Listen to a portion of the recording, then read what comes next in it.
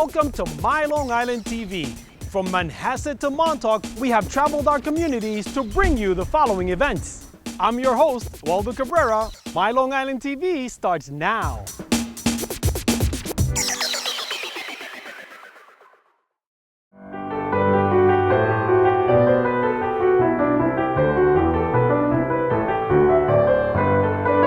Welcome to the Steinway Sons Astoria factory.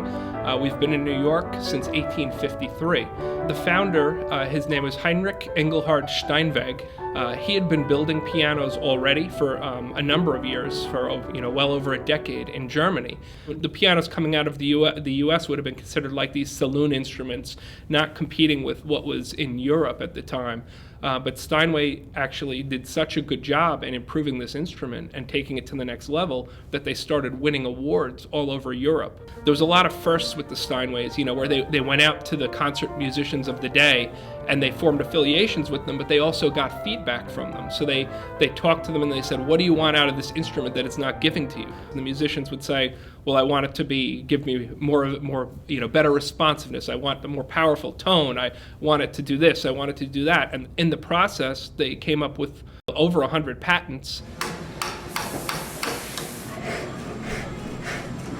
There's 300 pairs of hands in there. Craftspeople that are, a lot of them have skills that have been handed down from generation to generation. There's not a manual or a school where you can go to learn most of the things that you're seeing in here. We never fear technology. Steinway has actually always been a very innovative and forward-looking company. But what's very important to us is we incorporate technology only where it can make things more efficient, but keep the process, the piano, the same or improve it. We have two factories that produce Steinway & Sons. Here, it's still the same two. The Hamburg factory that opened in 1880, and this factory that we've been here since building pianos since about 1873. We build about 2,500 pianos a year, so it's not a lot of pianos. That's divided between the two factories almost evenly. So we're producing maybe 5 or 6 pianos a day. And when you think of it, 300 people working 5 or 6 pianos a day, that's a lot of work, on each piano. So some of the processes that you'll see in the factory, some of it is conditioning rooms and waiting for the next step, and that's important too. You have to put the time in. It's not just the materials and the workmanship, but it's allowing things to condition properly before you jump onto the next stage. We have over 1,600 Steinway artists worldwide, and some of them are big names that many people have heard of. There's Long Long in the classical world, and Billy Joel, Diana Krall, Bruce Hornsby, Harry Connick Jr. There's some very big, well-known names, and then there's other names that are excellent musicians. They're not household names unless you're a fan of classical music, but they're, tremendous artists as well.